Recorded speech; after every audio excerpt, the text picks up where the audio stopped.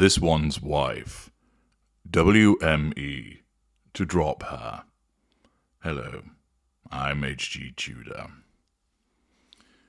WME, or William Morris Endeavour, is a famous talent agency. Accordingly, you have to wonder why this one's wife is involved in it, seeing as she is a talent-free zone. You might not know that, formed in 1898, WME is the longest-running talent agency. In 2009, the William Morris Agency merged with Endeavour to become one of the leading entertainment and media companies with an unparalleled list of artists and content creators. In 2014, WME acquired IMG, the global leader in sports, events, media, and fashion, forming Endeavour. And on their website, there is a timeline which provides you with notable actions throughout the company's history. In terms of its expertise, it provides you with quite the roster. There's representation for books, internationally best-selling authors, critically acclaimed literary writers, award-winning journalists, thought leaders, and up-and-coming talent.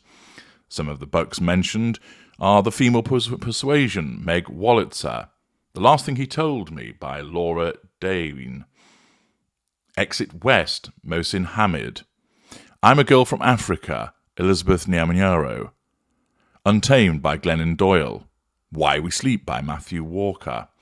Oddly enough, The Bench doesn't appear. Then there's a section about comedy, then culinary for award-winning chefs and taste makers. The foodie that this one's wife doesn't appear to be featured. Digital, disruptors who are setting the new world order, from podcast to digital talent and creators to content brands and publishers.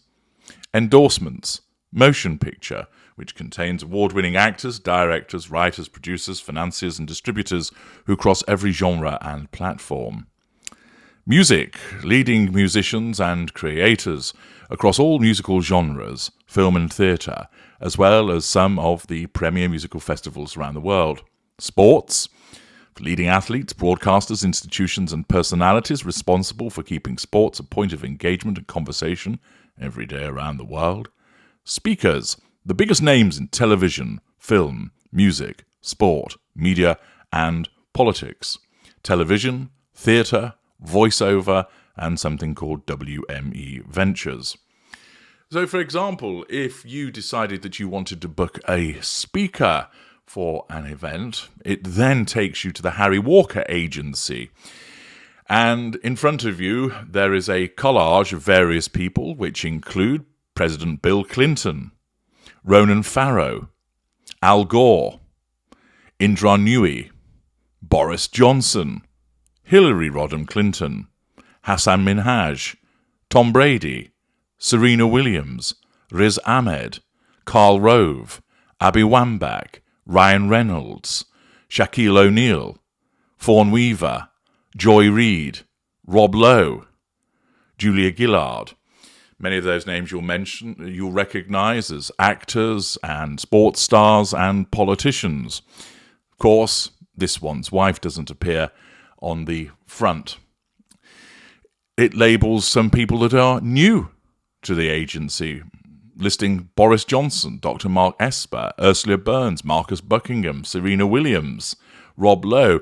I'm fairly clear that some of those names have been with the agency for some time, but this one's wife doesn't get a mention.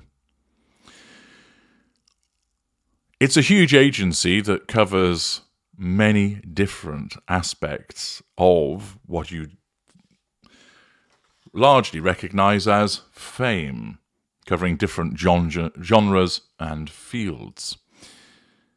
This one's wife doesn't appear prominently at all, and it's no surprise because undoubtedly, when it came to, who have we got on our books, there would have been some considerable disappointment. Whilst some agents were saying, yes, I deal with Ben Affleck or Jessica Alba, Christian Bale, Kate Beckinsale, Matt Damon, Jennifer Garner, Whoopi Goldberg, Jake Gyllenhaal, Kate Hudson, Hugh Jackman, John Krasinski, Jude Law, Sienna Miller, Conan O'Brien, Ellen Page, Joaquin Phoenix, Amy Schumer, Eddie Vedder, Denzel Washington, and Michelle Williams, just being some of the names that are on the roster, all famous and well known. Those agents would have thought, great dealing with those individuals, plenty of opportunities to get work for them, a joy to represent them. And then along came this one's wife. A narcissist who believes that she knows better than anybody else. It's a tough sell for WME. No charisma, no talent, largely disliked around the world, forged a reputation as a grifter, forged a reputation of someone who spent all of her time complaining about the way that she had been treated, forged a reputation for victimhood. How do we sell that? Well, they've certainly struggled, because any of the events that she's turned up to have simply been where she's been a hanger-on, where she's piggybacked somebody else that is on the WME roster. And it would appear that WME's patience is running out. According to Sky News Australia, g'day, moaning this one's wife could be dropped from top Hollywood talent agency over Omid Scobie's Endgame. This one's wife could lose her lucrative contract with Hollywood powerhouse talent agency WME, thanks to Omid Scobie's book Endgame. Accordingly, once again, we see the situation whereby this one's wife's narcissism seeks to assert control over members of the royal family indirectly by smearing them. You would have to have a brain made out of blancmange if you believe that Omid Scobie and this one's wife didn't have any form of collaboration in relation to Bell Endgame. They denied it when it came to Finding Freedom, and, it just so happened in the context of court proceedings that there had been collaboration.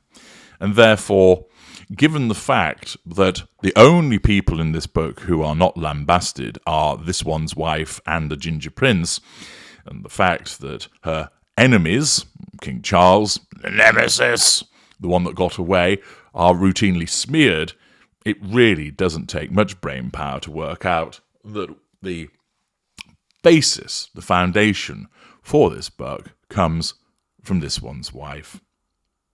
Accordingly, she utilizes it as an organ to smear those individuals, to seek indirect control over them, to try and elicit sympathy once again by way of a pity play to the world at large. And of course it has backfired. It's backfired because everybody realizes that Scobie and this one's wife are metaphorically in bed together. It's backfired because, other than the deluded shuggers and a few hangers-on, nobody's accepted that King Charles and the Princess of Wales are racist. Most people recognise that the speculation about Archie, if indeed that did take place, was the kind of speculation that occurs with any prospective child that's going to be born. It's simple curiosity and wasn't born out of racism. Thus, her attempts to curry favour, curry sympathy, have failed. Her attempt to smear the royal family further has failed. And then there is a collateral consequence that the fallout that has occurred from Bell Endgame has not only resulted in repeated challenges to her need for control, but it may well actually undo her relationship with WME. This one's wife's talent agency is horrified over the Omid Scobie Bell Endgame scandal, and may be about to ditch the Duchess of Sussex, a royal expert has claimed. Angela Levin told GB News host Patrick Christys that Hollywood powerhouse agency William Morris Endeavour is horrified over the fallout of the book. It comes after the Dutch version of Bell Endgame was pulled from the shelves for naming King Charles and Princess Kate as the royals who allegedly expressed concerns about how dark Prince Archie's skin would be. MWE said, I think actually you mean WME, but still, said they were horrified That can't just be about the two names that were mentioned. It must be about their client, this one's wife, Levin said on Wednesday. It seems to me that they will think very carefully what they do next. I have never heard such a well-known agency be clear with how they feel. Levin said, this one's wife needs to be very careful because the public is fed up with the former actress moaning about her privileged life. A lot of people have dropped her. The agency have told her to stop moaning because people are getting fed up with it, she said. If they now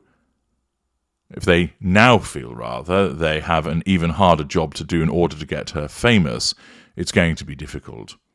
It's going to be very difficult to get the glamour she wants. I think she is someone who needs to be adored all the time by the public. Well, indeed she is. As a narcissist, she needs that positive fuel. Christie's, however, pointed out that this one's wife could be an asset for WME, raking in a lot of money. Scobie, who is the Duke and Duchess of Sussex's biggest cheerleader, said the Dutch version of his book naming Charles and Kate was simply a translation error. However, both Dutch translators who worked on the book have insisted the names were in the manuscript they were sent, and we all know who we believe. That's the report from Sky News Australia that there is a risk that WME will drop her. It's a credible risk because at the end of the day she's become such tainted goods. She was not exactly a glittering parcel of attractiveness when she first arrived. She wasn't some up-and-coming YouTube disruptor or a hot Hollywood talent. Instead, she came as a whinger, somebody that played the victim card, the race card repeatedly, that had created a growing tsunami of dislike for her behaviours. And therefore, she presented as a tough case to deal with. Since she's been with the agency, one can well imagine, as a consequence of her sense of entitlement, that she's regularly badgered the relevant agents, telling them how it should be, describing what she wants, even though, of course, it's improbable that that could be achieved. Issuing diktats as to what she wants them to release in relation to her. Where's it got her? Is she representing any major fashion houses? No. Cosmetic giants coming along and throwing money at her while saying be the new face of our product? No. Is she draped over some swanky sports car even? No. Has she now appeared in some Hollywood blockbuster? No.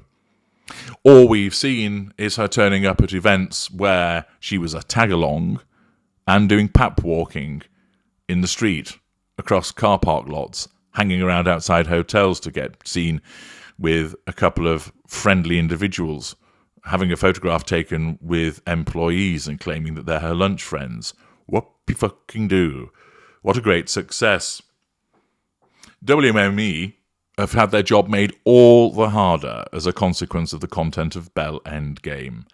And this just demonstrates once again that for all of the suggestion that's made about her being calculating and highly manipulative, she's manipulative, but she's not calculating because she makes these schoolgirl errors time and time again.